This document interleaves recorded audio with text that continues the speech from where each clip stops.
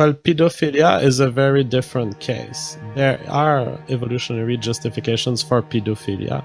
If you're in the state of nature and you don't live in a policed society, you're some guy in the forest, or you're in an isolated group enough of individuals that there's no such, that the parents of the kids will not be monitoring you.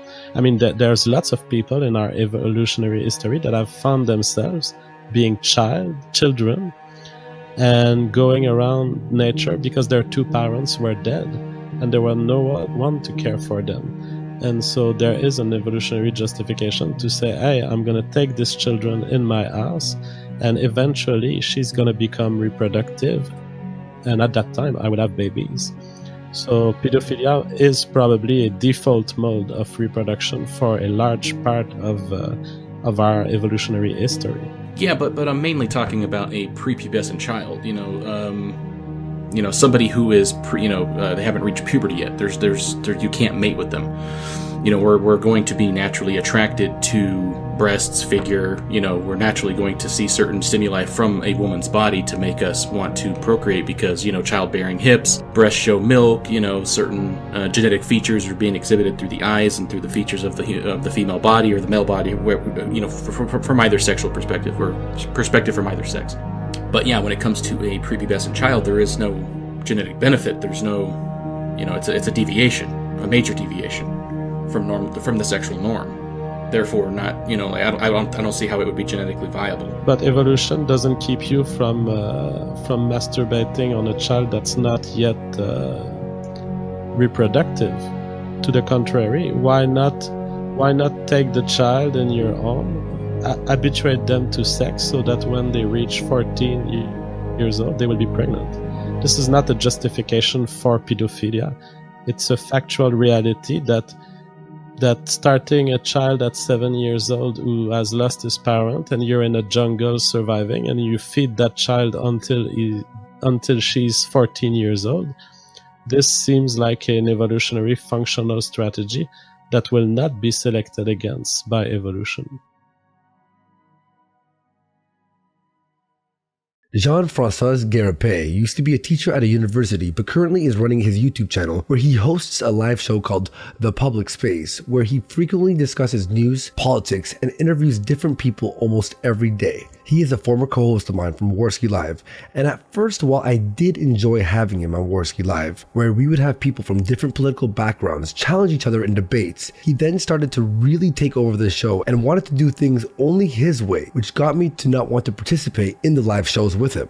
The beginning of the end of our partnership was when we had a guest called Chris Cantwell on, who said if a Jewish person snuck into his white-only ethno-state, he would throw that Jewish person into a wood chipper.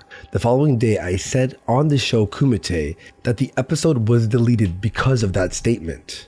And God forbid I didn't say hypothetical ethno-state, because this caused JF on his own channel to throw me under the bus and said I was slandering Chris Cantwell, and made it seem that when I said that statement, that I was implying that he would actually throw a Jewish person into a wood chipper.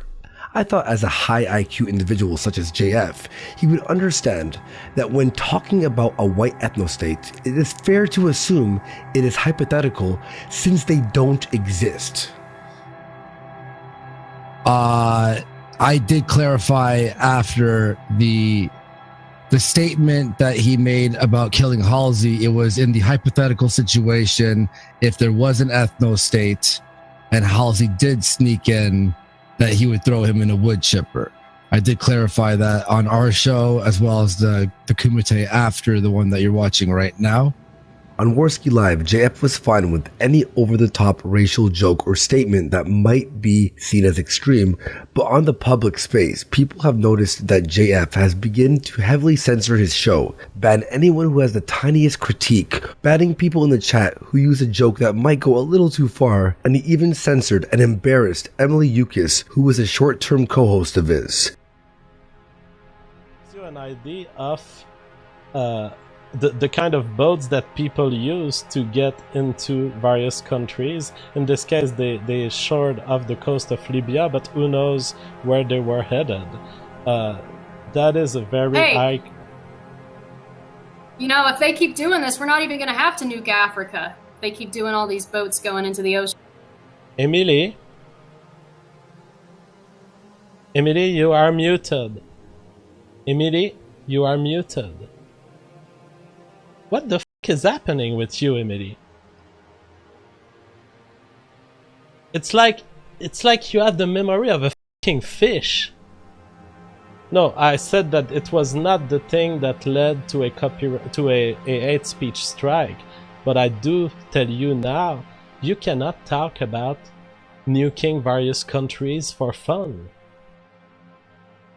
It's not anybody's fault, but if you get in a boat with 100 people on this tiny floating object and you put some kids in there, if they drown, that's on you. That's your fault. All right. So, Emily, I will be stopping the show. I'm taking 3 days of break. I'm deleting this episode. And if you want to come back, please think a little bit about the rules that we've talked about. I won't spend every night I interact with you, spending 5 hours just regenerating the video, beeping all of you, re-listening to all of your words.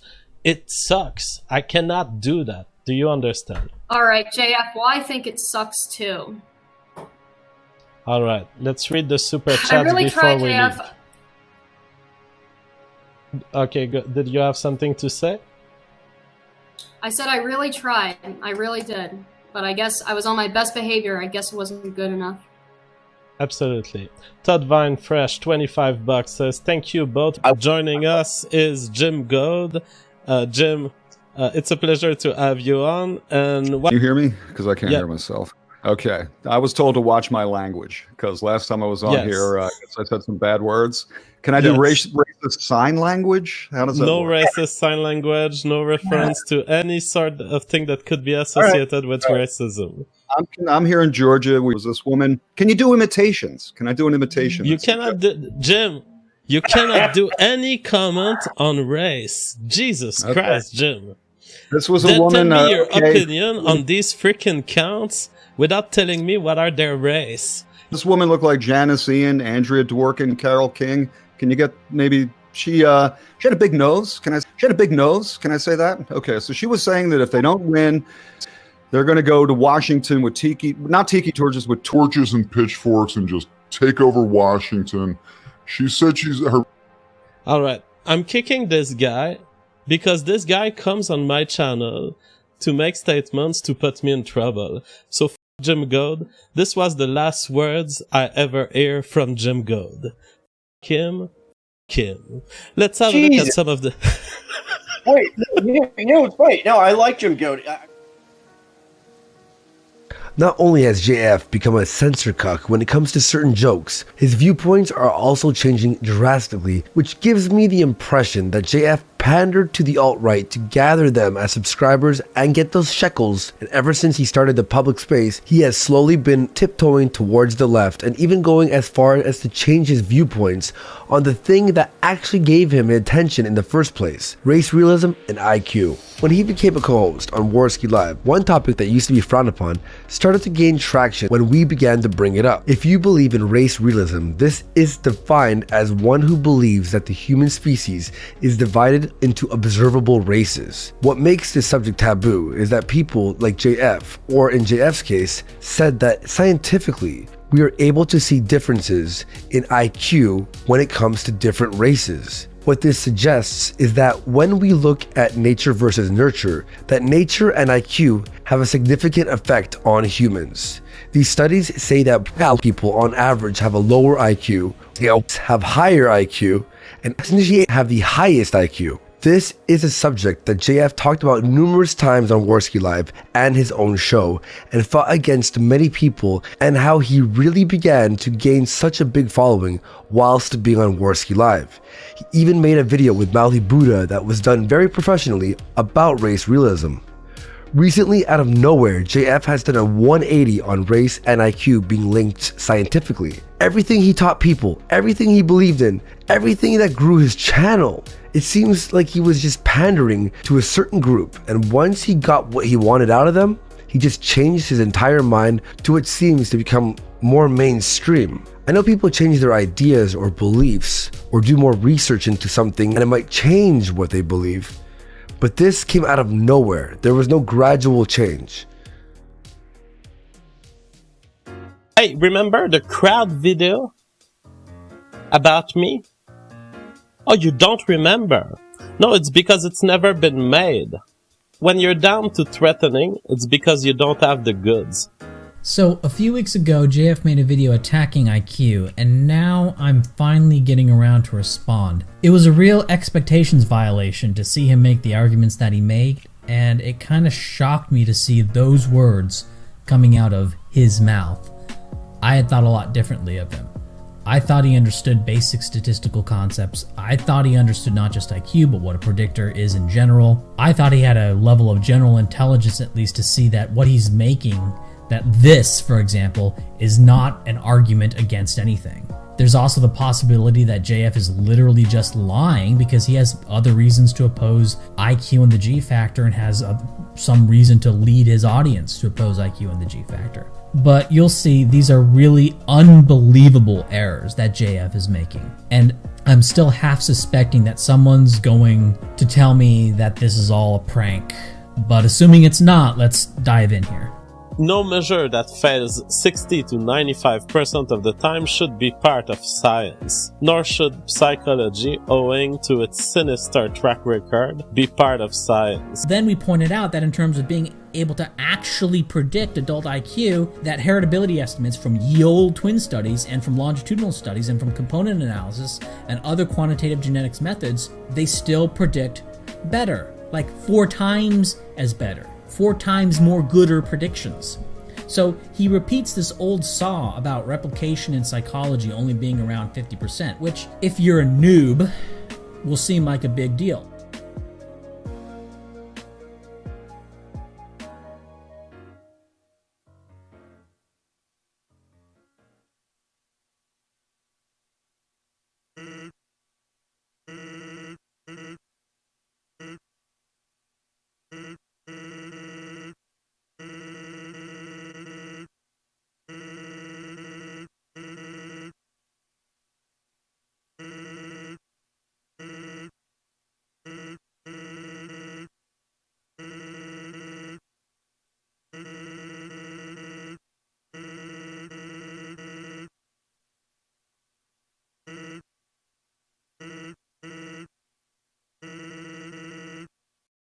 So slowly, JF begins to change his mind on jokes and words that you could use, changing his scientific beliefs into something more digestible for a mainstream audience, and of course, him banning anyone who criticized or said anything slightly offensive or far right would be banned as well.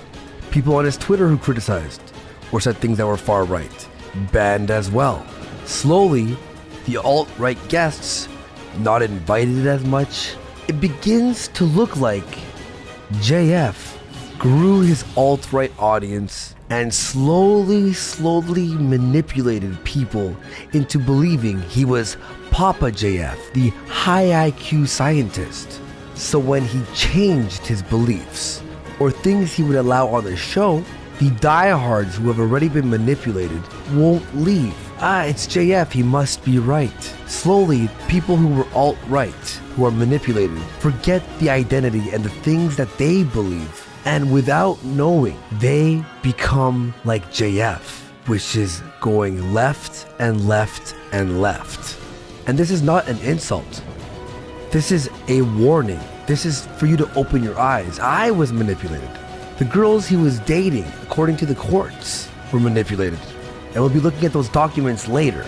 And he lied about those court documents time and time again. And everything begins to tie in into something really weird. It's all in the court docs! The answer to destiny is, yeah, you can dig in my past. You know what you will find? I'm not you will digging. Find that there's it's all 7 listed women in the total court in docs. my life that have accused me of crimes that I've not committed. And that I was found non-guilty in every single fucking case. May I ask you then? isolated set of people. When he says found not guilty, did the state of Texas even pursue charges against him that he had molested the girl, or that he'd taken advantage of her, or that it was statutory rape? That's not being found not guilty. That means they didn't go after charges. Link me the last page. Link me the last page in the document. Does anybody have these? Question here? Oh, yes. Would you want to talk to them about this shit, or you just want to? Yeah, bring me on. Bring me on. I mean, oh yeah, it's not gonna be a very pleasant show because he's gonna come and he's gonna drop all sorts of falsity, and I'm gonna be responding the same thing all over again, which is, yeah, those were allegations. Bring him in. They were not found to be proved by a court. Bring him in. If you think there is an entertainment value to this, bring him on. I don't mind, but I'm telling you, it's gonna be a very sad discussion. I hope you enjoy when I push along the show, and I'm sorry if I move along too fast, but I'm just making sure that everything's fair in this, and this is a serious allegation against my friend JF here, and I want to give him a chance to respond. I'm gonna say it right here. Sounds like rape to me.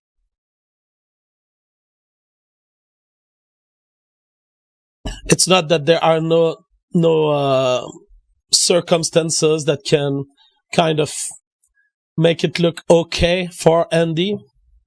You could say, well, his girlfriend stayed with him after, therefore she ended up consenting after the fact. Absolutely. But you can have women who stay with people who have raped them at some point, and then they are emotionally attached enough that they decide to stay with their aggressor. God damn. A 32-year-old guy tells me that he's in love with a 19-year-old girl that's never been in a relationship before? F that shit, dude. You gotta grow the fuck up. I tell this story all the time. I used to be, you know what I used to be worried growing up? I used to be worried thinking like, dude, what am I gonna do? I'm horny as fuck all the time. I'm gonna wanna fuck 16-year-olds forever. What am I gonna do when I'm like 30 years old and I wanna fuck 16-year-olds? I thought this when I was in high school, because I was like, dude, high school girls, they're fucking hot as shit. Look. But you know what happens? Something happens, okay? When you turn, I don't know, when you turn 23, 24, 25, when you've lived in a house and you've paid for your own fucking bills and you've been on your own for a little bit, and then you go into a restaurant and you sit down to eat, you might be alone, you might be with a friend, and you know what you hear talking behind you? You hear college freshmen, you hear high school seniors, and nothing makes your balls shrivel up quicker than the inane, asinine, gossipy, stupid shit that concerns the mind of a teenager. Nothing will turn you off faster. As somebody that has a house, that has a career, that has a job, that has lived his own life, than to sit down in a restaurant and put your back to two motherfuckers that are talking about, I don't know what class I'm gonna take. Oh my god, the professor is such an annoying piece of shit, and my mom stopped paying my car. This is the easiest way for me to understand that I will not be attracted to teenagers going into my 30s, okay? Oh, you mean like how you lured a young girl away from her family with the mental age of a 10-year-old so that you could inject your sperm into her? And you're gonna take Andy making a joke about taking a condom off when he was his girlfriend, who he continued to after that and dated for many months after that? And call him basically a rapist? Wow, JF, you're a genius. Andy Warski makes this admission, and it was kind of a joke, so it's not a comedian pulls that kind of stuff. I'm not gonna say I'm dissociating myself from Andy Warski, he's a rapist. No. But if you make the joke, you have to live with the consequences. Gee, you know, it's almost like his big-brained fans that have been defending him and claiming that JF never said anything. If you make the joke, you have to live with the consequences. How fucking stupid are his fans to sit here and argue that JF is not saying that what he said was slander? He wrote an article where he accused Andy Warski of taking advantage and sexually assaulting a woman. It wasn't just the, oh, he pulled the condom off. It was, he raped the girl. And JF just said that it's Andy's fault because Andy made the joke on the show. And these f***ing idiots defend him like he's some genius. The consequences is that If someone else says, look, I look at your stealthing act, and it sounds like rape to me, I've not committed defamation. Here, Andy, why don't you not sue Right Wing Watch? Why don't you sue me? I'm gonna say it right here. Sounds like rape to me. Oh man. So now, not only is JF saying that Andy has no case and that he should have to deal with what he said because the guy just said it sounds like rape, but now JF himself is reaffirming the claim and saying that Andy raped this girl. Gee, I wonder why somebody would be so f***ing upset because JF said this. JF just said, go ahead and sue me, it sounds like you raped her. Appeal from the defendant from ordered entered 31st of March 2017 by Judge Brian C. Wilkes. John Francois Gariepy, father, appeals from a permanent custody order in which the trial court awarded sole physical and legal custody to his child, to his ex-wife, Jacqueline Newton. Hey, JF, for the record, the girl that had the low IQ that you banged and fell in love with and everything, how low was it? I mean, she was brilliant in certain ways. I think I may be one of the only persons who accessed her mind, and there was something really brilliant inside of her, but she was very close and she was very delayed in her answers. And for most people in our society, they kind of push you for the answer, and she was always pushed by people around her. So she was considered by her family. Sounds, dude. Worse and worse. Over here. She was very closed at first, but then I pried her mouth open and got answers out of her. I went down on her like the syndrome. She was tight, but she was retarded. And denied father visitation. Father also appeals from a previous temporary custody order, which ordered the father to undergo a full psychological evaluation. For the following reasons, we reaffirm. In 2015, the mother and father were married. The couple separated approximately 6 months later.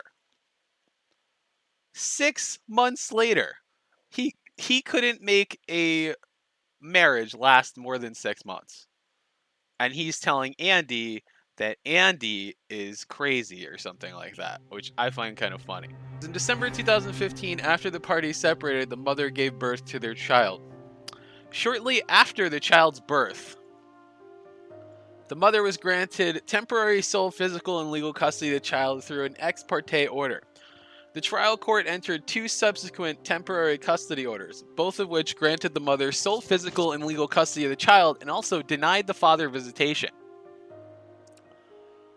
So he was denied visitation by the state. Also, the father was ordered to engage in a full-scale evaluation with a court-designated psychologist. Just listen to this. Here we go. Serious mental health issues, emotional and interpersonal relationship skills, and a lack of self-control. So not only did the court-approved psychologist say that JF was mentally incapable of handling himself, but that he had severe emotional and interpersonal relationship skill issues, as well as a lack of self-control. Yeah, but it's fine, dude. Many people say she was a...